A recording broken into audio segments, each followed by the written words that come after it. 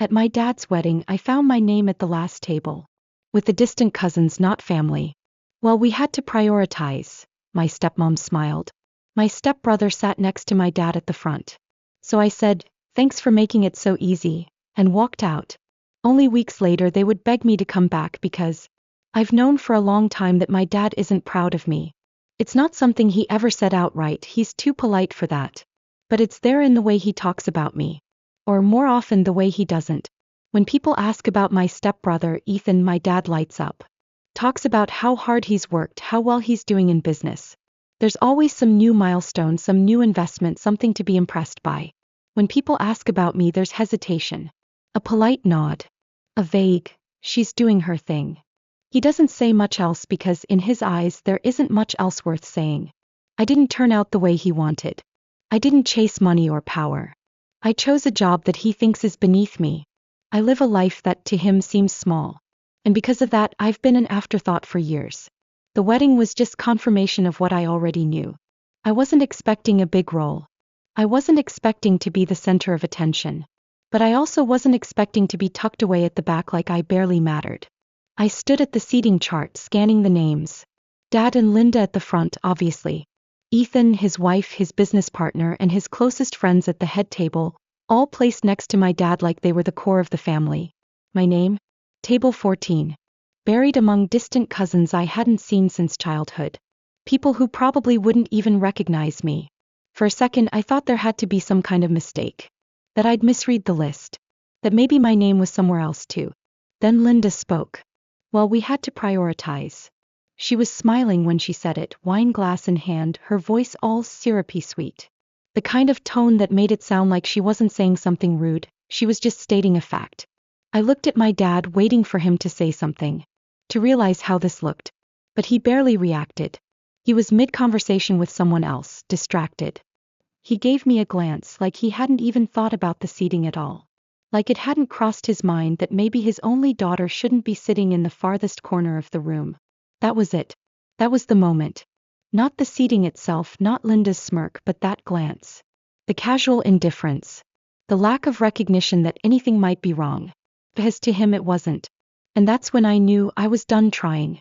I smoothed out my dress, let out a slow breath, and nodded. "Thanks for making it so easy." Then I turned and walked out. I didn't make a scene. I didn't slam doors or yell. I just left. And nobody stopped me. I walked straight to my car, my heels clicking against the pavement. My hands weren't even shaking. That surprised me. Because for years I thought this moment would break me. I thought I'd feel devastated. Angry. Maybe even guilty. Instead I just felt relief. For once I didn't have to wonder if I was overreacting. If maybe I was imagining things. If maybe I should just be grateful to be invited at all. No, it was real. They had shown me exactly where I stood. And for the first time I believed them. I sat in my car for a few minutes, staring out at the parking lot, half expecting my phone to buzz. Maybe my dad realizing I was gone.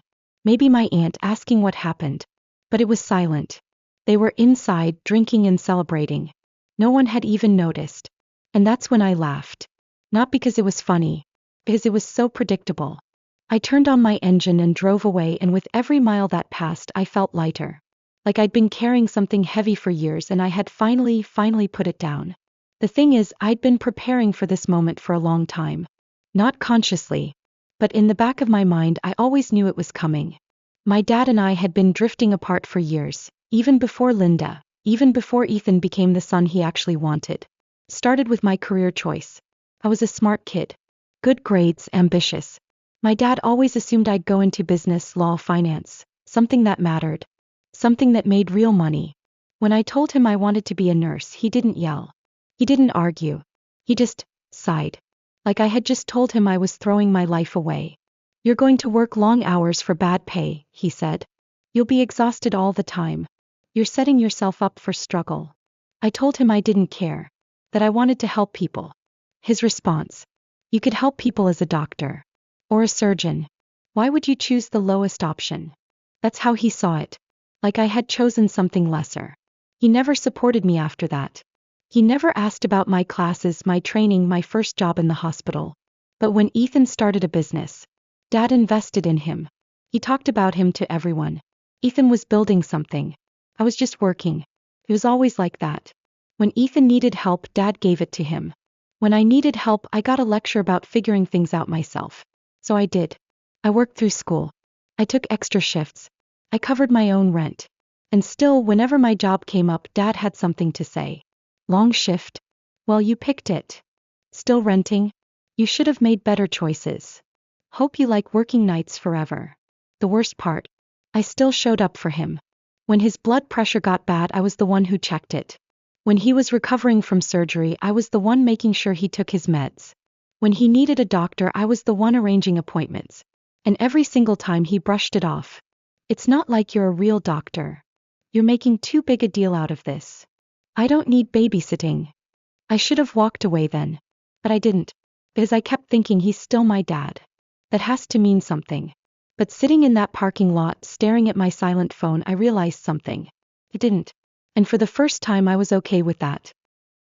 I didn't hear from anyone that night. Not a single text. I don't know why I expected one. Maybe some last-minute damage control. A half-assed "where'd you go?" from my dad. A message from Linda pretending she was joking. Nothing.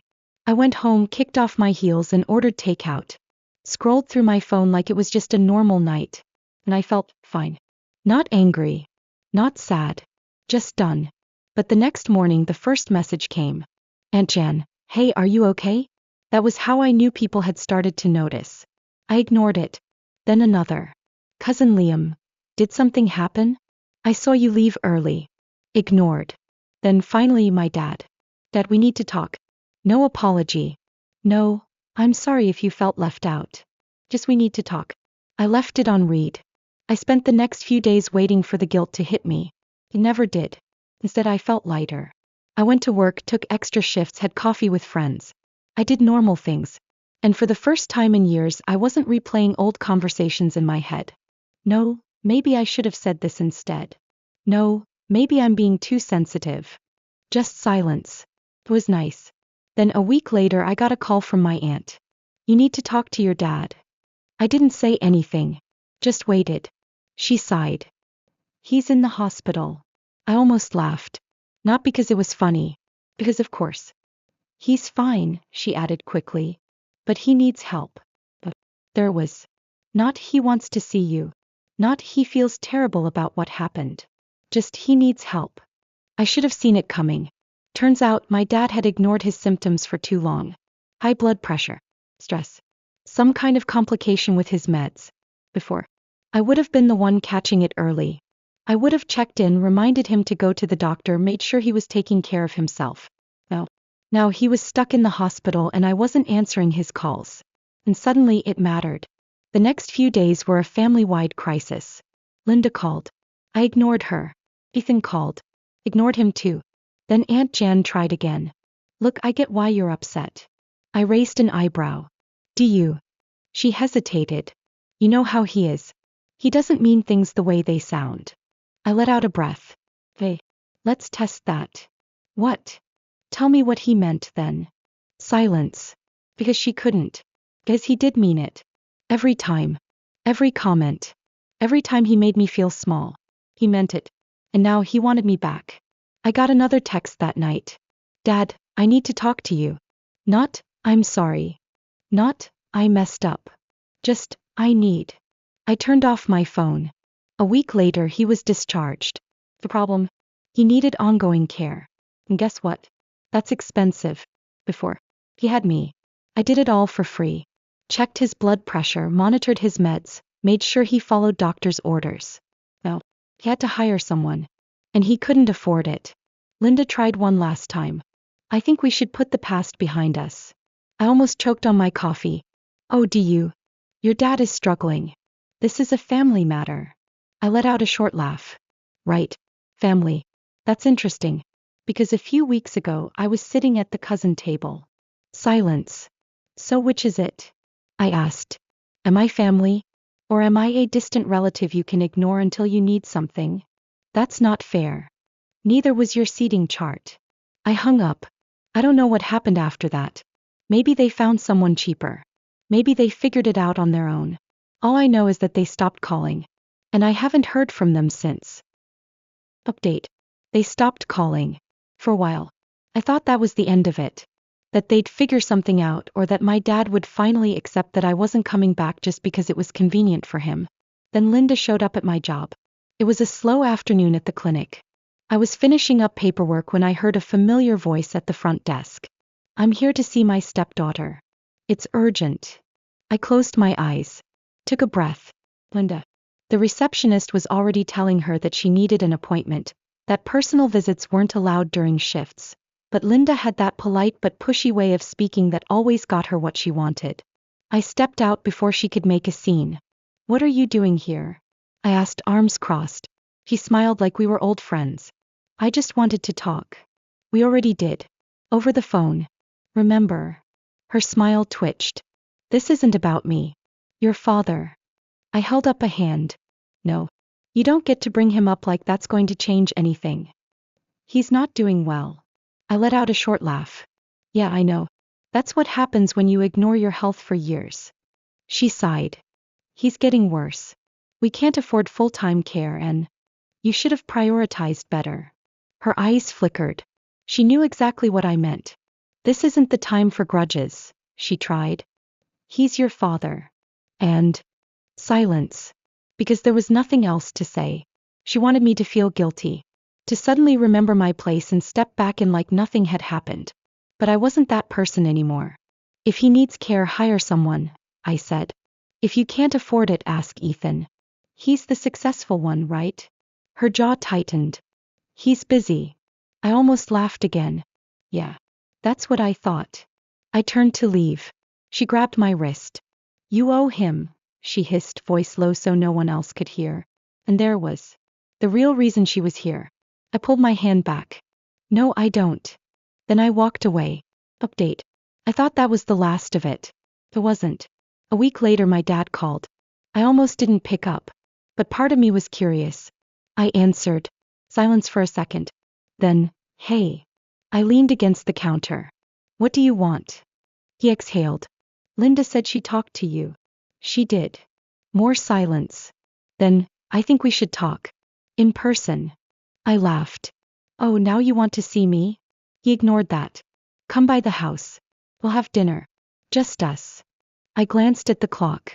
You know, if you'd asked me that a year ago, I would have been so excited. More silence. But I think we both know this isn't about dinner. He sighed. Just come by. Against my better judgment, I agreed. The next evening, I went to the house. It was weird being back. Nothing had changed, but it didn't feel like home anymore. It hadn't for a long time. Dad was already at the table when I walked in. The smell of takeout filled the room. He hadn't cooked. He never did. I sat down. For a few minutes we ate in silence. Then finally he spoke. So, how's work? I almost laughed. You don't care about my job, Dad. He winced. That's not true. Really? Because last time I checked, you thought it was a waste. He rubbed his temple. Look, I didn't ask you here to argue. Then why am I here? He hesitated. Then he finally got to the point. I need your help. There it was. I put my fork down. You mean you need free medical care? I wouldn't put it like that. How would you put it? He shifted in his chair. I just thought, since you know all this stuff, maybe you could save you money? He sighed. Why are you making this so hard? I blinked. You know what's funny? That's exactly what I used to think. Every time I helped you. Every time I looked after you when no one else did. And you still treated me like I wasn't good enough. His expression tightened. That's not fair. No. I gestured around the room. Where was this concern at the wedding? When Linda sat me in the back like an afterthought. When you let her. He didn't answer. I shook my head. You don't want a daughter. You want a free nurse. That's not true. Then what is it? I leaned forward. What do you actually want from me, Dad? He opened his mouth. Then closed it. Because he didn't have an answer. Update. That was the last time I saw him. He texted a few more times. I ignored him. Then the messages stopped.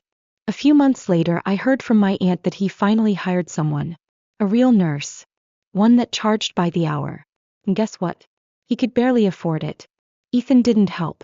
Linda complained about the cost but refused to take care of him herself. Me. I was exactly where I wanted to be. 1 year later, I got a message from a number I didn't recognize. It was short. Dad's in the hospital again. Thought you should know. I stared at the screen for a long time. Then finally I blocked the number. And I didn't look back. Update, 2 years later. I hadn't thought about my dad in a long time. Not in a real way. Not in a maybe I should check in kind of way. Every once in a while I'd hear something through family. His health wasn't great, he was struggling with money, Linda was stressed. But none of it was my problem anymore. And I was fine with that. Actually, I was doing better than fine. Without all the stress, the constant pressure to prove myself, the exhaustion of trying to be accepted by people who didn't care, my life got easier. My job was still tough, my shifts were still long, but I liked my life. I had real friends. People who actually valued me. I traveled. I started putting money aside for things I cared about. Meanwhile, my dad had exactly what he had chosen. A wife who only stuck around because she had nowhere better to go. A son who was too busy with his investments to even return his calls. And a whole lot of medical bills. I didn't know how bad things had gotten until my cousin Liam reached out. I know you don't want to hear this, but it's bad. I sat on my couch staring at the text. Liam and I were never that close, but he'd always been one of the few people in the family who actually noticed things. I debated ignoring it. Then, against my better judgment, I typed back. What's bad? Your dad. He's completely broke. He had to sell the house. I blinked. That house wasn't just some random property. It was the one he had kept after the divorce. The one he and Linda had remodeled over the years. He loved that house. Where is he now? I asked. Some small rental. He's been asking everyone for money. I let out a breath. There was not concern. Not an apology. Just another attempt to get something out of me. Let me guess, I typed. He told you to reach out? No, Liam admitted. Linda did. Of course she did. 2 days later Linda called me. I didn't answer. Then she left a voicemail. I know you're still upset, but we need to talk. Oh, we didn't. I deleted the message. Update. Another month later. I got another text. This time from a number I didn't recognize. Dad's in the hospital again. Thought you should know. I stared at the screen for a long time. I didn't ask what was wrong. Didn't ask if he was okay. I just blocked the number. Update 3 months later. I ran into Ethan. I was at a coffee shop waiting in line and suddenly there he was. Expensive suit, designer watch, the kind of confidence that only comes when you've never had to struggle for a single thing in your life. He spotted me before I could turn away. Well, look who it is, he said, flashing a grin like we were old friends. I gave him a polite nod. Ethan. He glanced at my scrubs. Still doing the whole nurse thing, huh? I exhaled through my nose. Still avoiding Dad's calls? That wiped the grin off his face. What do you want me to do? He said after a moment.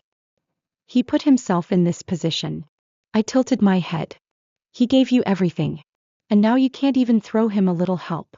Ethan scoffed. You didn't help either. Yeah, I said. Because he treated me like garbage. What's your excuse? Ethan didn't answer. Because he didn't have one. Update, 6 months later.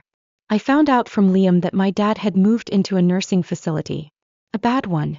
The kind that barely meets health standards but was the only place he could afford. Ethan really won't help? I asked. Nope. Won't even visit. I nodded. That sounded about right. I thought about going once. Just to see what he looked like now. If he'd changed. I didn't. Because I already knew how it would go. He wouldn't apologize. He wouldn't even acknowledge that he had done anything wrong. He would just expect me to fix things. To step back into my old role. And I wasn't doing that ever again. Update. A year later.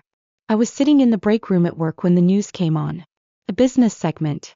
A feature on Ethan's latest company.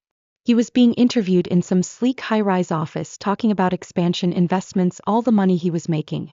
I stared at the screen. Because this guy, this millionaire, couldn't even spare a dime to help the father who had given him everything. And my dad had chosen him. He had prioritized him. And now he was sitting in a rundown nursing home, struggling alone. While Ethan thrived. While I thrived.